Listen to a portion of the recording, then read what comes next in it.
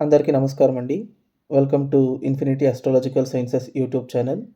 ఈరోజు మనము జాతకంలో పంచమ స్థానం, అలాగే పంచమ స్థానంలో ఉన్నటువంటి గ్రహాల యొక్క ప్రభావం అనేది ఒక మనిషి జీవితం మీద ఎలా ప్రవర్తిస్తుంది, అలాగే ఈ పంచమ స్థానంలో ఉన్నటువంటి గ్రహాలు అనే యొక్క బిహేవియర్ మన జీవితంలో ఉన్నటువంటి లక్, ప్రాస్పరిటీ, చైల్డ్ బర్త్, అలాగే చిల్డ్రన్‌తో ఉన్నటువంటి రిలేషన్‌షిప్‌ని ఎలా ఇన్‌ఫ్లూయెన్స్ చేస్తుంది అనే ఒక విషయం గురించి ఒక ప్రాక్టికల్ ఎగ్జాంపుల్ ద్వారా మనం వివరించుకుందాము. ఫస్ట్ ఆఫ్ ఆల్ మనకు పంచమ స్థానం అనగానే గుర్తొచ్చేదేంటంటే పూర్వపుణ్య స్థానము అని చెప్తారు. అంటే పూర్వపుణ్య స్థానము అంటే ఏంటంటే, పోయిన జన్మలో మనం చేసుకున్నటువంటి పుణ్య కార్యాల తాలూకా ఎఫెక్ట్ అయినా సరే, లేకపోతే పుణ్య కార్యాలు ఇంకా అనుభవించడానికి మనకి ఏవైనా మిగిలుంటే దాన్ని మనకు పంచమ స్థానం అనేది ఈ జన్మలో మన జాతకంలో తెలియజేస్తుంది. సో, ఇప్పుడు పూర్వపుణ్యం అనేది ఒక మనిషి జీవితంలో ఉందా? లేదా? అనే ఒక విషయం గురించి ఎలా తెలుసుకోవాలి అనంటే, పూర్వపుణ్యాధిపతి యొక్క ప్లేస్‌మెంటు, అలాగే పూర్వపుణ్య స్థానం మీద ఉన్నటువంటి గ్రహ దృష్టి, లేదా పూర్వపుణ్య స్థానంలో ఉన్నటువంటి గ్రహాల యొక్క ఇన్‌ఫ్లూయెన్స్ అనేది మనకు ఆ పూర్వపుణ్య స్థానం యొక్క బిహేవియరు పాజిటివ్‌గా ఉంటుందా? లేకపోతే నెగెటివ్‌గా ఉంటుందా? అనేది తెలియజేస్తుంది. సో, ఫర్ ఎగ్జాంపుల్ ఇప్పుడు పూర్వపుణ్యాధిపతి బలంగా ఉన్నారనుకోండి. దాని అర్థం ఏంటి అనంటే పూర్వపుణ్యం అనేది ఈ జన్మలో అనుభవించడానికి మనకు ఎక్కువగా ఉందని మనం భావించాలి. ఇప్పుడు సపోజ్ పూర్వపుణ్యాధిపతి బలహీనంగా ఉన్నారనుకోండి. అప్పుడు మనకు పూర్వపుణ్యం ఈ జన్మలో అనుభవించడానికి పెద్దగా లేదు. సో, అందువల్ల ఈ జన్మలో మనం కుదిరినంత వరకు ఎక్కువ పుణ్యాన్ని చేసుకోవాలని తెలుసుకోవాలి. అంటే ఇప్పుడు పూర్వపుణ్య స్థానం యొక్క బలం అనేది completely it will depend on పంచమాధిపతి. సో, పంచమాధిపతి యొక్క ఆహ్, పొజిషన్ ఏదైతే ఉంటుందో అది మనకు పూర్వపుణ్య స్థానం యొక్క ఇన్‌ఫ్లూయెన్స్‌ని డిసైడ్ చేసేటటువంటి ఒక ఫ్యాక్టరు. రెండో ఫ్యాక్టర్ ఏంటి అనంటే పూర్వపుణ్య స్థానంలో ఉన్నటువంటి గ్రహాలు. అంటే ఇప్పుడు పూర్వపుణ్య స్థానంలో మనకు ఏదైనా ఒక గ్రహం ఉచ్చబడుతుందనుకోండి, అది మంచిదే మనకు. ఎప్పుడైనా సరే ఇది ఓన్లీ పూర్వపుణ్య స్థానం అనే కాదు. జాతకంలో ఏ స్థానమైనా తీసుకోండి. ఫస్టు ఒక స్థానంలో మీకు గ్రహాలు అనేవి లేకుండా ఉంటేనే అది మంచిదండి. ఎప్పుడైనా సరే ఏదైనా ఒక స్థానం మీకు జాతకంలో గ్రహాలు లేకుండా, ఏ గ్రహాలు చూడకుండా ఉంటే that will be the most powerful house. ఎందుకంటే ఏ స్థానం మీదైతే మనకు జాతకంలో గ్రహాల యొక్క ప్రభావం అనేది లేకుండా ఉంటుందో, అప్పుడు ఆ స్థానం అనేది చాలా ప్రశాంతంగా ఉంటుంది. చాలా ఇండిపెండెంట్‌గా ఉంటుంది. అది ఇవ్వాల్సినటువంటి రిజల్ట్స్ అనేది దేని మీద ఆధారపడకుండా తనంతట తాను స్వతహాగా ఇవ్వడానికి ప్రయత్నిస్తుంది. ఆఫ్‌కోర్స్ అంటే ఆ స్థానం ఇండిపెండెంట్‌గా ఉంటే దాని యొక్క స్ట్రెంత్ అనేది ఆ ఇంటి అధిపతి యొక్క ప్లేస్‌మెంట్ మీద ఆధారపడుతుందనుకోండి. అంటే దాని యొక్క ఫ్యాక్టర్ వచ్చేసి only single point. For example fifth హౌస్‌ని మనం ఇక్కడ మాట్లాడుకుంటూ ఉన్నాం కాబట్టి, పంచమ స్థానంలో గనక గ్రహాలు లేకుండా, పంచమ స్థానాన్ని ఏ గ్రహం గనక చూడకుండా ఉంటే, అప్పుడు జస్ట్ పంచమాధిపతి ఒక్కడు బలంగా ఉంటే చాలండి. పంచమ స్థానం అనేది మీకు అమోఘమైనటువంటి రిజల్ట్స్ ఇస్తుంది. మెజారిటీ ఆఫ్ ద కేసెస్‌లో అది మనకు పాజిటివ్‌గానే ఉంటుంది. సో, ఇప్పుడు ప్రాబ్లమ్ ఏంటి అనంటే పంచమ స్థానంలో గ్రహాలు ఉన్నాయనుకోండి, ఆ గ్రహాలు ఉంటే అవి మంచి చేస్తుందా? చెడు చేస్తుందా? అనేది 2 రకాలుగా డిపెండ్ అవుతుంది. ఒకటి ఆ పంచమ స్థానంలో ఉన్నటువంటి గ్రహాలు మనకు మిత్రక్షేత్రంలో ఉన్నాయా? లేకపోతే శత్రుక్షేత్రంలో ఉన్నాయా? ఆ పంచమ స్థానాధిపతితో పంచమ స్థానంలో ఉన్నటువంటి గ్రహాల యొక్క సంబంధం ఏంటి? వాళ్ళు మిత్రులా? శత్రువులా? లేకపోతే పంచమ స్థానంలో ఉన్నటువంటి నక్షత్రాలు మనకెప్పుడూ ఒక స్థానంలో 9 పాదాలుంటాయి కదా! సో, ఆ నక్షత్రం అనేది కూడా వాళ్ళ యొక్క ప్లేస్‌మెంట్‌ని ఇన్‌ఫ్లూయెన్స్ చేస్తుంది. సపోజ్ ఒక హౌస్‌లో మనకు ఒక గ్రహం వచ్చేసి కంఫర్టబుల్‌గా ఉందనుకోండి. ఈవెన్ దో అది శత్రుగ్రహమైనా సరే ఫర్ ఎగ్జాంపుల్ ఇప్పుడు వృశ్చిక లగ్నానికి శుక్రుడు పంచమంలో ఉన్నారనుకోండి. ఫర్ ఎగ్జాంపుల్ చెప్తూ ఉన్నాను. సో, అప్పుడేంటనంటే మనకు వృశ్చికానికి శుక్రుడు వ్యయాధిపతి అవుతారు. ఆ లగ్నాధిపతికి కూడా ఆయన శత్రువు అవుతారు. అలాగే ఇప్పుడు గురుపాలిత లగ్నాలు, శనిపాలిత లగ్నాలు తీసుకుంటే కూడా శుక్రుడు మనకు ఆపోజిట్ ప్లానెట్ అవుతారు కాబట్టి, ఆయన మీకు పంచమ స్థానంలో ఉన్నప్పుడు చెడు చేస్తారా అనంటే 50% చెడు చేయరు. బికాస్ పంచమ స్థానం అనేది ఆయనకు ఉచ్చ క్షేత్రం అవుతుంది. ఈవెన్ దో ఆయన మనకు వ్యయాధిపతి అయినా కూడా పిల్లల విషయంలో ఆయన మాక్సిమం చెడు చేయరు. ఆఫ్‌కోర్స్ అది పంచమాధిపతి అయినటువంటి గురువు మీద ఆధారపడుతుంది. పిల్లలు మనకు కలుగుతారా లేదా? లేకపోతే పిల్లలతో ఉన్నటువంటి రిలేషన్‌షిప్ అనేది మనకు బావుంటుందా లేదా అనేది గురువు యొక్క ప్లేస్‌మెంటు ఆ చార్ట్‌లో ఎలా ఉందని భావించారు.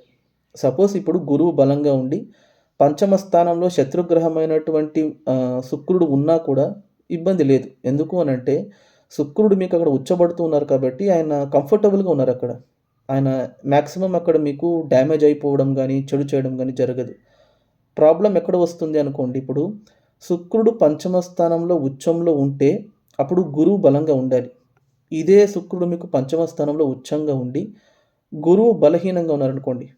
ఫర్ ఎగ్జాంపుల్ గురువు అష్టమ స్థానంలో ఉన్నారనుకోండి మిథునంలో. అప్పుడు మనకు పంచమ స్థానంలో ఉన్నటువంటి శుక్రుడు మాక్సిమం పాజిటివ్ రిజల్ట్స్ ఇవ్వరాయన మీకు.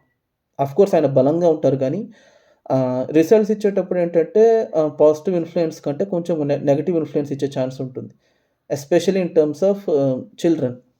సో, అలాంటప్పుడు మనం ఏం చేయాలనంటే, పంచమ స్థానంలో ఉన్నటువంటి గ్రహాలు మనకు కంప్లీట్‌గా మంచి చేస్తుంది, చెడు చేస్తుంది అని వాళ్ళే డిక్టేట్ చేస్తారు అనుకోవడం తప్పవుతుంది. అలాగే ఇప్పుడు పంచమ స్థానంలో ఏదైనా ఒక గ్రహం నీచబడిపోయిందనుకోండి. నీచబడిపోయిందనేసి అది మనకు చెడు చేస్తుందని కాదు. నీచంలో ఉన్నా కూడా ఆ గ్రహం ఉన్నటువంటి రాశ్యాధిపతి లేదా నక్షత్రాధిపతి బలపడారనుకోండి. వాళ్ళు బలపడితే ఆ నీచంలో ఉన్నటువంటి గ్రహానికి 80% స్ట్రెంత్ అనేది మళ్ళీ రీగెయిన్ అవుతుంది. సో, అప్పుడు అది మనకు మాక్సిమం చెడు చేయనీయకుండా చూసుకుంటుంది. ఫర్ ఎగ్జాంపుల్ ఇదే వృశ్చిక లగ్నానికి పంచమ స్థానంలో అష్టమాధిపతి అయినటువంటి బుధుడు ఉన్నారనుకోండి. సో, ఇప్పుడు వృశ్చికానికి బుధుడు బద్ధ శత్రువు, మహాపాపి, పంచమ స్థానంలో నీచబడుతూ ఉన్నారు. శత్రుక్షేత్రంలో ఉన్నారనుకోండి. ఇప్పుడు బుధుడు చెడు చేసేస్తారా అని గనక చూసుకుంటే, ఆ చెడు చేస్తారా లేదా అనేది బుధుడు ఉన్నటువంటి రాశ్యాధిపతి అగైన్ గురువు మీద ఆధారపడుతుంది. సపోజ్ గురువు గనక కర్కాటకంలో ఉచ్చంలో ఉన్నారనుకోండి, భాగ్యస్థానంలో వృశ్చికానికి. అప్పుడు గురువు ఉచ్చంలో ఉన్నారు. మళ్ళీ గురువు బుధుడిని చూస్తారు నవమ దృష్టి ద్వారా. అప్పుడు బుధుడికి 2 రకాలుగా అక్కడ నీచభంగ రాజయోగం జరుగుతుంది.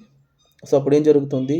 బుధుడు ఉన్నటువంటి రాశ్యాధిపతి గురువు ఉచ్చబడినందుకు ఒక రకంగా నీచభంగం జరుగుతుంది. గురువు మళ్ళీ బుధుడిని చూసేటప్పుడు ఇంకొక రకంగా నీచభంగం అనేది జరుగుతుంది.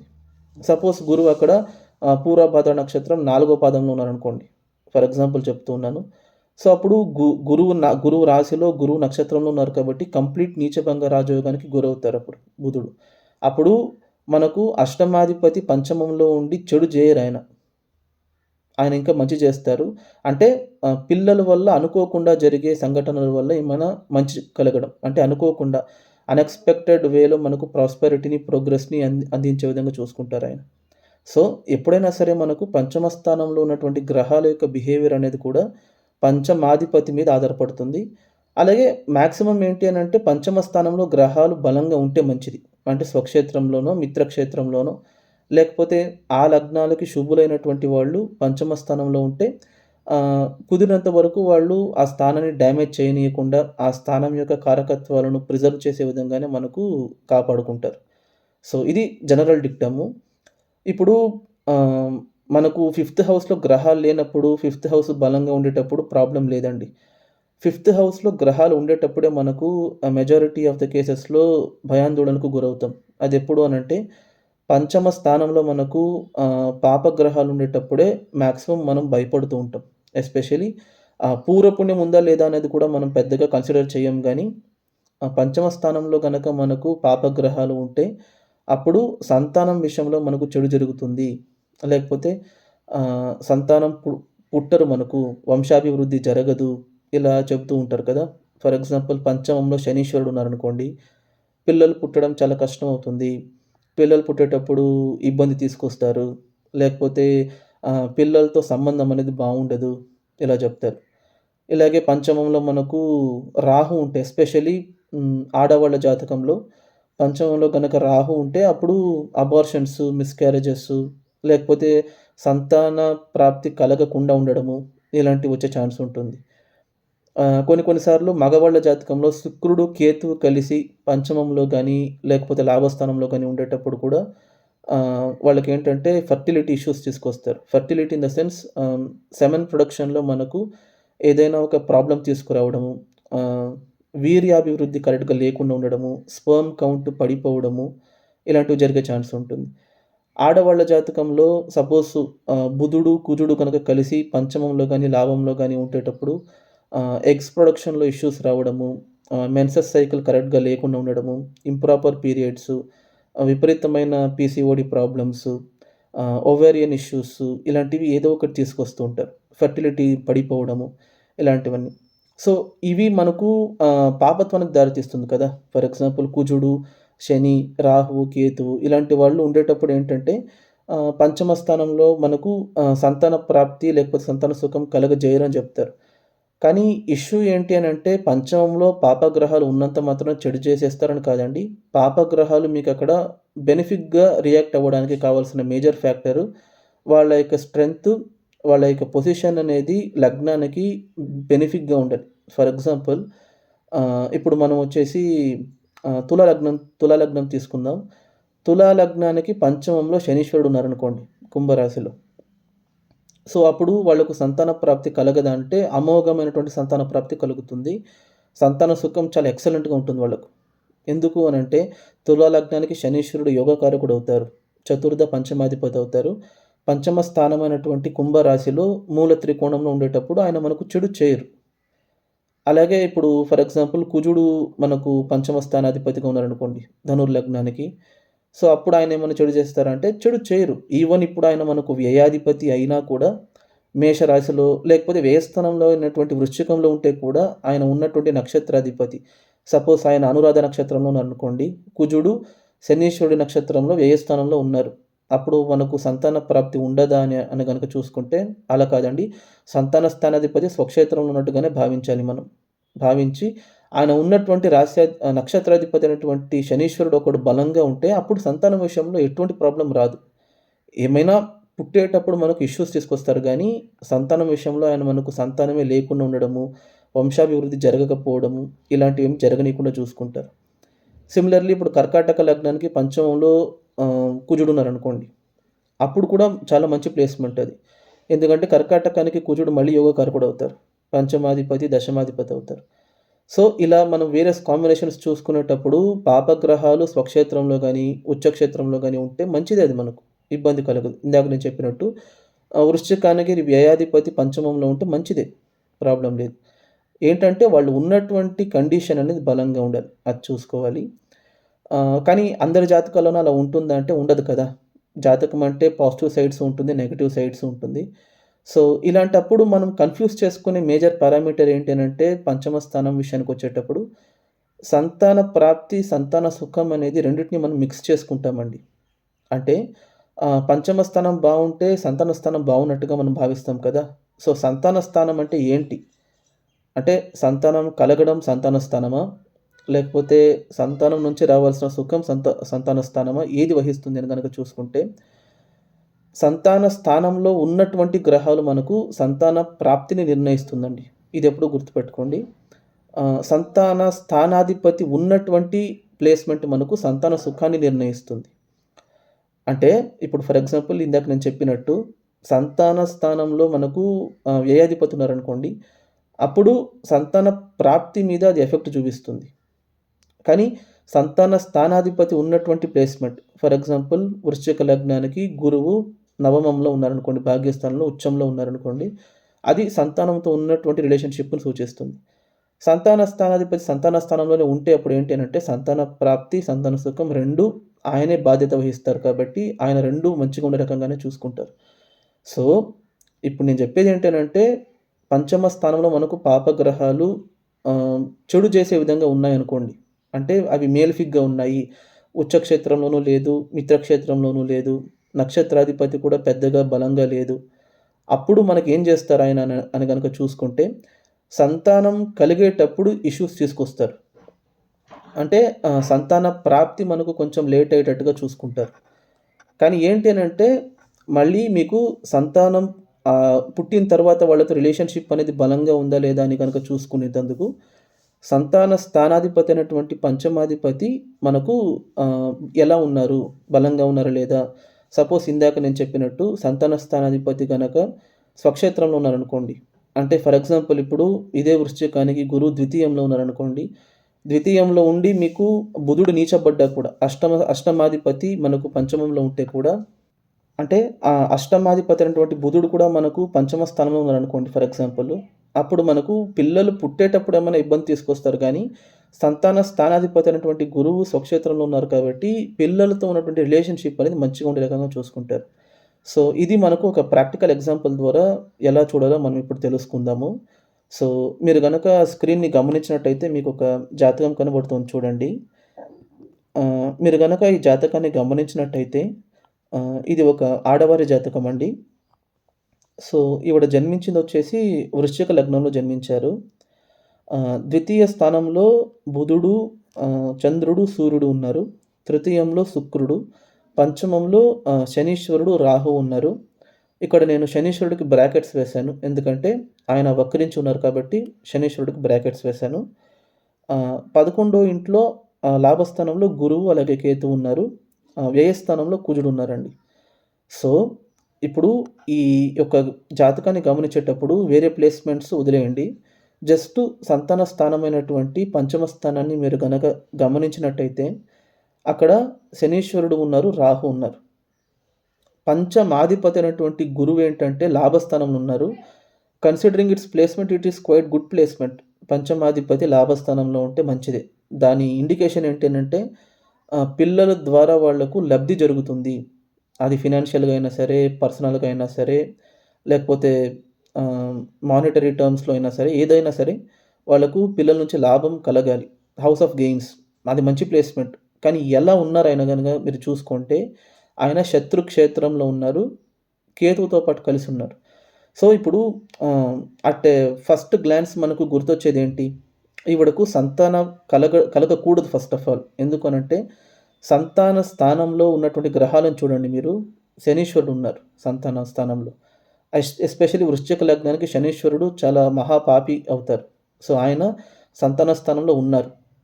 సో, శనీశ్వరుడు సంతానంలో ఉండడం అనేదే మనకు ఎయిదర్ డినైడ్ ప్రోజెనీ లేకపోతే డిలేడ్ ప్రోజెనీని ఇండికేట్ చేస్తుంది. ఆయనతో పాటు ఎవరున్నారు? రాహు ఉన్నారిప్పుడు. సో, సంతాన స్థానంలో ఒక్క రాహు ఉంటేనే భయపడిపోతారు. అంటే సంతానం కలగదు, విపరీతమైన ఇష్యూస్ తీసుకొస్తారనేసి. అగైన్ ఆయనతో పాటు శనీశ్వరుడు కూడా ఉన్నారు. ఆయన కూడా పాపగ్రహమే. పోనీ ఇక్కడ రాహు స్వక్షేత్రంలో ఉన్నారా అనంటే స్వక్షేత్రము కాదు, మిత్రక్షేత్రము కాదు. ఇన్‌ఫాక్ట్ అది ఆయనకు నీచక్షేత్రం అనుకోండి. గురువు రాశి, మీనరాశి. అలాగే శనీశ్వరుడు ఏమైనా మిత్రక్షేత్రంలో ఉన్నారనంటే అది ఆయనకు న్యూట్రల్ ప్లేస్‌మెంట్. శనీశ్వరుడికి, గురువుకి మధ్య పెద్ద శత్రుత్వం ఏం లేదు. న్యూట్రల్ ప్లానెట్స్ అనుకోండి వాళ్ళిద్దరూ. సో, అది మంచిదే. కాకపోతే ఆయన అక్కడ నార్మల్‌గా ఉన్నారా? వక్రించి ఉన్నారు. సో, ఇప్పుడు జనరల్‌గా మనం జాతకాలు చూసేటప్పుడు ఏం చేస్తాము? వక్ర గ్రహాలు గనక మనకు పంచమంలో ఉంటే, పంచమంలోనే కాదు ఏ భావంలో అయినా మనకు వక్ర గ్రహాలుంటే, ఆ భావం యొక్క కారకత్వాలు గానీ, ఆ గ్రహం యొక్క కారకత్వాలు గానీ మనకు చెడు చేస్తుందని భావిస్తాం. సో, ఇక్కడ ఆవిడకు చెడు చేసిందని గనక చూసుకుంటే, ఎప్పుడైనా సరే ఒక వక్ర గ్రహము ఇంకొక వక్ర గ్రహంతో సంబంధపడేటప్పుడు అవి మీకు మంచి చేస్తాయండి. అంటే విపరీతమైనటువంటి రాజయోగానికి దారితీస్తుంది. ఇక్కడ ఏం జరుగుతుంది? వక్రించిన శనీశ్వరుడు రాహుతో పాటు కలిసున్నారు. సో, రాహువు కూడా మనకు వక్రగ్రహమే అవుతారు కాబట్టి 2 వక్రగ్రహాలు కలిసి ఉండేటప్పుడు అది మనకు చాలా మంచి భావాన్ని ఎన్హాన్స్ చేసే విధంగా మనకు రోల్ ప్లే చేస్తుంది. అంటే ఆ 2 వక్రగ్రహాలు మనకు 8దో ఇంట్లో ఉంటే 8దో ఇంటి యొక్క కారకత్వాలు బెనిఫిట్‌గా రియాక్ట్ అయ్యే విధంగా చూసుకుంటుంది. ఒకటి. 2 ఇప్పుడు ఈ వక్రించినటువంటి ఇద్దరిని ఆ స్థానాధిపతి అయినటువంటి గురువు చూస్తున్నారు చూడండి. అంటే సంతాన స్థానాధిపతి సంతాన స్థానాన్ని చూస్తూ ఉన్నారు. ఇప్పుడు ఆయన గురు చండాల యోగంలో ఉన్నారు కదా! అది ఈవిడకు డ్యామేజ్ చేయదని గనక చూసుకుంటే, గురు చండాల యోగం ఎప్పుడైనా సరే గురువు రాహుతో పాటు కలిసి ఉండేటప్పుడే మనకు పీక్‌గా ఉంటుందండి. గురువు కేతుతో పాటు కలిసి ఉండేటప్పుడు అది మనకు పెద్ద పరిణామాలకేమి దారి తీయదు. ఇది ఆల్రెడీ నేను ముందు చేసినటువంటి వీడియోలో చెప్పాను. గురు చండాల యోగం అనేది ఎలా వర్తిస్తుందని. ఆఫ్‌కోర్స్ ఇక్కడ కూడా గురు చండాల యోగం ఉంది. దాని యొక్క రిజల్ట్ ఎలా వచ్చింది అని గనక మనం చూసుకుంటే, ఈవిడ జన్మించిందొచ్చేసి 1968 డిసెంబర్‌లో జన్మించారండి. సో, ఈవిడ జన్మించేటప్పుడు 3 ఇయర్స్ కేతు దశలో జన్మించారు బ్యాలెన్స్‌లో. సో, 3 సంవత్సరాల తర్వాత ఆవిడకు శుక్రదశ వచ్చింది. సో, శుక్రదశ ఒక 20 ఇయర్స్ అనుకోండి. 20 ఇయర్స్‌లో ఆవిడ ఎడ్యుకేషన్ అంతా పూర్తయిపోయి కరెక్ట్‌గా శుక్రదశ అయ్యే టైంకి ఆవిడకు 23 సంవత్సరాలు నిండింది. ఇప్పుడు నెక్స్ట్ సూర్యదశ వచ్చింది ఆవిడకు. సారీ సూర్యదశ వచ్చింది. సో, సూర్యదశ 6 ఇయర్స్. ఆవిడకేంటంటే 1993లో పెళ్ళవుతుందండి. అంటే సూర్యదశ ఆవిడకు 1991లో స్టార్ట్ అయింది. సూర్యుడు మీకు కుటుంబ స్థానంలో ఉన్నారు. సో, పెళ్ళికి ఆయన మంచిగా సహకరిస్తున్నారు. ఈ గ్రహానికి కూడా ఆయన మిత్రగ్రహమే. మిత్రక్షేత్రంలో ఉండి ఆయన దశ జరుగుతుంది. 1993లో పెళ్ళవుతుంది. ఇప్పుడు వాళ్ళు పిల్లల కోసం ప్రయత్నిస్తూ ఉన్నారు. 1994లో అలాగే 1997లో అబార్షన్స్ అవుతున్నాయి ఆవిడకు. అంటే పిల్లలు కలిగేటప్పుడు విపరీతమైనటువంటి ప్రాబ్లమ్స్. ఏంటి 1994లో ఒకసారి అబార్షన్ అవుతుంది. 1997లో ఒకసారి అబార్షన్ అవుతుంది. 1997 అంటే ఇది సూర్యదశలోనే. 2 సార్లు అబార్షన్ అవుతుంది. సో, మళ్ళీ వాళ్ళు పిల్లల కోసం ప్రయత్నిస్తున్నారు. ఈ పాటికి ఆవిడకి చంద్రదశ ఎంటర్ అయిపోయింది. చంద్రదశ స్టార్ట్ అయిన తర్వాత 1999లో వాళ్ళకు ఒక ట్యూమర్‌ని వాళ్ళు రికగ్నైజ్ చేస్తున్నారు. ఎక్కడ? యూట్రస్‌లో. గర్భాశయంలో ఒక క్యాన్సర్‌లాగా, ట్యూమర్‌లాగా ఒకటి పెరిగి దానివల్ల వాళ్ళకు సంతానం కలగదనే జెప్పేస్తున్నారు డాక్టర్స్. అంటే లిటరల్లీ వాళ్ళకు పిల్లలు కనే యొక్క భాగ్యం అనేది మెడికల్‌గా జరగదు. ఇంపాసిబుల్ అని జెప్పేస్తున్నారు. ఇంకేంటి ఆవిడ డిప్రెషన్‌కి వెళ్ళి almost she was attempting to suicide. అంటే ఆత్మహత్య చేసుకోవడానికి కూడా ఆవిడ ప్రయత్నించారనుకోండి ఆ స్టేజ్ ఆఫ్ లైఫ్‌లో. ఇది చంద్రదశలో ఆవిడకు జరుగుతూ ఉంది. ఎందుకు చంద్రుడు ఇంత ఆవిడకు బాధలిస్తున్నారనంటే, ఈ లగ్నానికి ఆయన బాధకాధిపతి అవుతారు. సో, బాధకాధిపతి మీకు కుటుంబ స్థానంలో ఉండి, అక్కడ బాధకాధిపతి దశ జరిగేటప్పుడు ఏంటంటే, కుటుంబ రీత్యా అంటే ఈవెన్ వాళ్ళ ఇన్‌లాస్ నుంచి కూడా ప్రెషర్. ఇంకొక పెళ్లి చేసుకో, ఈ అమ్మాయిని వదిలేయి. ఇలా మీకు తెలుసు కదా! ఫ్యామిలీలో కొన్ని ఇష్యూస్ వస్తూ ఉన్నాయి. సో, ఆ ఇష్యూస్ వల్ల ఆవిడ సూసైడ్ వరకు వెళ్తూ ఉన్నారు. వెళ్ళి ఆ తర్వాత ఏదో ఒక హోప్‌తో వాళ్ళు మళ్ళీ బయటకొస్తూ ఉన్నారు. యూట్రస్‌కి సంబంధించినటువంటి ట్యూమర్ విషయంలో కూడా వాళ్ళు ట్రీట్మెంట్ తీసుకుంటూ ఉన్నారు. 2005లో ఆవిడకు ఒక అబ్బాయి జన్మిస్తున్నారు. ఇది కూడా చంద్రదశలోనే సెకండ్ హాఫ్‌లో. అంటే చంద్రదశలో సెకండ్ 5 ఇయర్స్‌లో ఆవిడకి జరుగుతూ ఉంది. ఇది సంతాన ప్రాప్తి అనేది. ఇప్పుడు అబ్బాయి జన్మించిన తర్వాత ఆయన ఐఐటీలో సీట్ సంపాదించారు. మంచిగా చదువుకున్నారు. నెలకు ఒక 10-15 లాక్స్ సంపాదిస్తున్నారనుకోండి. ఆఫ్‌కోర్స్ ఆయన బయట సెటిల్ అయ్యారు. నేను చెప్పేది ఏంటి అనంటే, పిల్లలు కలిగేటప్పుడు ఇటువంటి రేంజ్‌లో కష్టాలిచ్చారు. ఎవరిచ్చారు? సంతాన స్థానంలో ఉన్నటువంటి గ్రహాలు. ఎవరు? శనీశ్వరుడు గాని, రాహువు గాని, అలాగే పంచమాధిపతి గురువు మీకు శత్రుక్షేత్రంలో ఉండడం వల్ల సంతానం కలిగేటప్పుడు ఇష్యూస్ తీసుకొచ్చారు. అది కూడా ఎలాంటి రేంజ్‌లో తీసుకొచ్చారంటే ఆవిడ ప్రాణము పోయి ఉండేది. 2 సార్లు అబార్షన్స్ జరిగింది. ఆవిడ కూడా ఒక రేంజ్‌కి సూసైడ్ వరకు వెళ్లారు. Because of children issues. కానీ ఇదే పాపగ్రహాలే వాళ్ళకేం చేస్తున్నారు అనంటే మంచి సంతానాన్ని ఇస్తున్నారు. ఎటువంటి సంతానము అంటే కొడుకే ఆవిడకు ప్రాణం అనుకోండి. అంటే తల్లిని ప్రాణంలా చూసుకునేటటువంటి కొడుకు. తల్లిని వదిలి ఉండలేనటువంటి ఒక కొడుకు.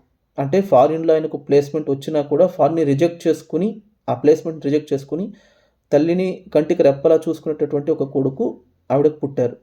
దీని దీని ద్వారా నేను ఎక్స్‌ప్లెయిన్ చేయదలుచుకుంది ఏంటి అనంటే, సంతాన స్థానంలో ఉన్నటువంటి గ్రహాలు సంతాన ప్రాప్తి కలుగజేయడంలో కొన్ని ఇష్యూస్ తీసుకొస్తారండి.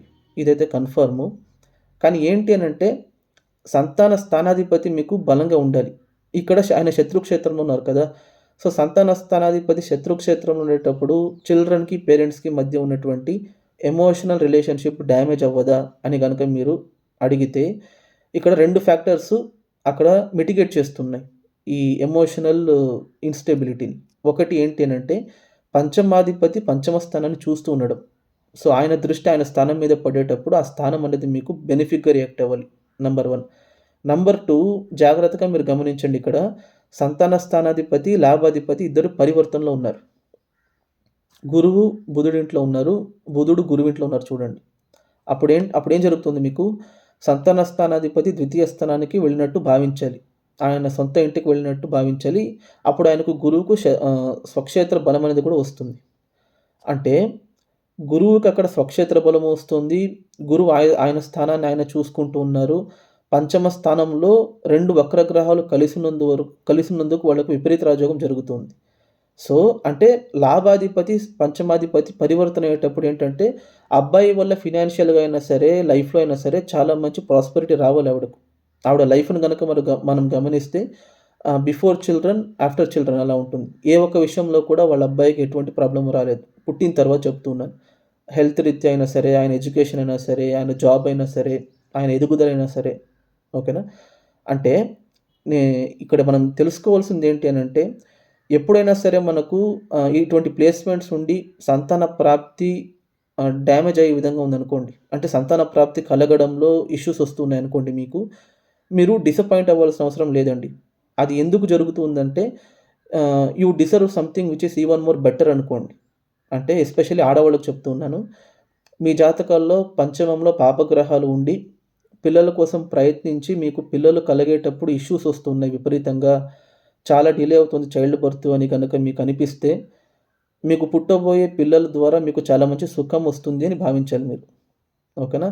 అంటే దాని అర్థం ఏంటనంటే, మీకు ఏదో ఒక యాస్పెక్ట్ ఆఫ్ లైఫ్‌లో పంచమం అనేది కష్టాన్నివ్వాలి. అది అంత్య నిష్ఠూరం కంటే ఆది నిష్ఠూరం బెటరు అని చెప్తారు కదా!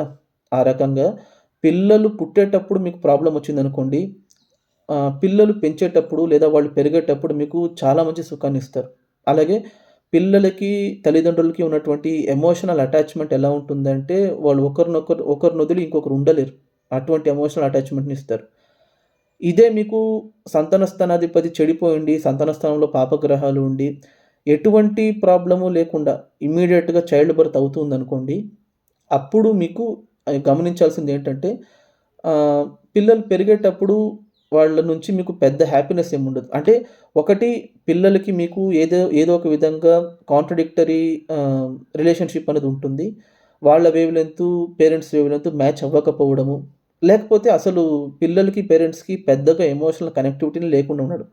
అంటే పిల్లలు అంటే జస్ట్ పిల్లలంతే. పెద్ద ఎమోషనల్ లెవెల్‌లో వాళ్ళు పిల్లల కోసం ఎక్కువ ఇన్వాల్వ్ అవ్వకుండా ఉండడం. ఇలాంటివన్నీ ఎందుకు జరుగుతుంది అనంటే, సంతాన స్థానాధిపతి బలహీనంగా ఉండడం. అంటే ఎస్పెషల్లీ శత్రుక్షేత్రంలో ఉండడము. అలాగే సంతాన స్థానంలో మీకు పాపగ్రహాలు నెగెటివ్‌గా రియాక్ట్ చేయడం వల్ల ఇలా జరుగుతుంది. చాలామందికేంటంటే సంతాన స్థానంలో కేతు ఉండి, రాహు ఉండి, సంతాన స్థానాధిపతి నీచబడి ఇమ్మీడియేట్‌గా పిల్లలు పుట్టారు. అంటే ఒక పెళ్లి చేసుకున్న వెంటనే ఒక 25 ఇయర్స్‌కి పెళ్లవుతుందనుకోండి. 26 ఇయర్స్‌కే పిల్లలు పుడతారు. మరి ఇప్పుడు జాతకం తప్పా అని గనక మనం చూసుకుంటే అలా తప్పు కాదండి. అదేంటి అనంటే పిల్లలు పుట్టినా కూడా they will not have very cordial relationship with children. సంతాన సుఖం అనేది ఏంటనంటే పిల్లలకి, తల్లిదండ్రులకి మధ్య ఉన్నటువంటి సంబంధాన్ని మనకు ఫిఫ్త్ హౌస్ నిర్ణయిస్తుంది. దీన్ని ఈ సంతాన ప్రాప్తి కలిగేటప్పుడు మనం పితృదోషాన్ని కూడా అనలైజ్ చేసుకోవాలి. పితృదోషం గనుక మనకిక్కడ తోడైతే, అప్పుడు పిల్లలు పుట్టడం ఇంకొంచెం డిలే అయ్యే ఛాన్స్ ఉంటుంది. కొన్ని సార్లు పితృదోషం తీవ్రంగా ఉంటే, వంశాభివృద్ధిని కలగజేయనీయకుండా చేస్తుందది మనకు. So, while considering once progeny పితృదోషాన్ని చూడండి. ఇక్కడ పితృదోషం ఉంది. ఎలా ఉంది అనంటే, పితృస్థానాధిపతే బాధకాధిపతి అవుతున్నారు చంద్రుడు. ఆయన వేనింగ్ స్టేజ్‌లో ఉన్నారు. అంటే అమావాస్య రోజున పుట్టారు కాబట్టి, చాలా దగ్గరగా ఉన్నారు. న్యూ ఉండే. అస్సలు ఆయనకక్కడ బలం అనేది లేదు. 2 ఇదే పితృస్థానాధిపతిని, పితృకారకుడిని శనీశ్వరుడు చూస్తున్నారు చూడండి. సో, సూర్యశనులు కలిసున్న పితృస్థానాధిపతి బలహీనపడినా కూడా పితృదోషం వస్తుంది. దానికి తోడు సంతాన స్థానం బలహీనపడేటప్పుడు పుత్ర ప్రాప్తి కలగడం చాలా ఇష్యూస్‌తో కూడినటువంటి ఒక విషయం. బట్ అదే విషయాన్ని మీకు ఫ్యూచర్‌లో పాజిటివ్‌గా కన్వర్ట్ చేసేది ఎవరంటే పంచమాధిపతి, ఫిఫ్త్ లార్డు. అది ఆయన అక్కడ బలంగా ఉన్నారు. సో, వీడియో లెంత్ అయిపోతుంది కాబట్టి నేను చెప్పేదేంటంటే పంచమాధిపతి యొక్క condition it is very, very most important. ఒకవేళ పంచమాధిపతి బలహీనంగా ఉన్నారు. ఇప్పుడు మాకు పిల్లలు కలగడం కష్టమా? లేకపోతే పిల్లలతో శత్రుత్వం ఏర్పడుతుందనంటే అలా కాదండి. పంచమాధిపతి బలహీనపడితే పంచమ స్థానంలో ఉన్నటువంటి గ్రహాలు బలంగా ఉండాలి. పుత్ర కారకుడైనటువంటి గురువు గనక బలంగా ఉంటే కూడా టు సర్టెన్ ఎక్స్‌టెంట్ ఒక 70% వరకు మనకు పాజిటివ్ రిజల్ట్స్ ఇస్తుంది. ఓకేనా? సో, మీ జాతకాల్లో గనక పంచమ స్థానంలో పాపగ్రహాలుండి, పంచమాధిపతి నీచబడిపోయి, పంచమాధిపతి షష్టమ, అష్టమ, వ్యయస్థానంలో ఉంటే చెడిపోతుంది, పిల్లలు కలగరు. ఇలాంటివేమీ మీరు భయపడాల్సిన అవసరం లేదు. చెప్పాను కదా! సపోజ్ మీకలా జరుగుతోందంటే మీరు చాలా లక్కీ అనుకోండి. అంటే పిల్లలు కలిగేటప్పుడు ఇష్యూస్ వస్తూ ఉందంటే మీకు సంతాన ప్రాప్తి లేట్ అవ్వాలి. లేట్ అయ్యే కొద్దీ పుట్టబోయే పిల్లలతో మీకున్నటువంటి రిలేషన్‌షిప్ అనేది చాలా ఎక్సలెంట్‌గా ఉంటుంది. అంటే పుత్ర ప్రాప్తి డ్యామేజ్ అయితే పుత్ర సుఖం బావుంటుందనుకోండి. ఓకేనా? సో, ఇంతవరకు నా వీడియో చూసారంటే మీకు ఈ వీడియో నచ్చిందని అనుకుంటున్నాను. దయచేసి ఈ వీడియోకి ఒక లైక్ చేయండి. అలాగే తెలిసిన వాళ్ళు ఎవరైనా ఇటువంటి విషయంలో సతమతం అవుతూ ఉంటే వాళ్ళకి ఈ వీడియో షేర్ చేయండి. మీరేమనుకుంటున్నారో మీ యొక్క ఒపీనియన్స్‌ని కూడా కామెంట్స్ రూపంలో తెలియజేయండి. దయచేసి ఛానెల్‌ని మాత్రం సబ్స్క్రైబ్ చేసుకోవడం మర్చిపోకండి. Thank you.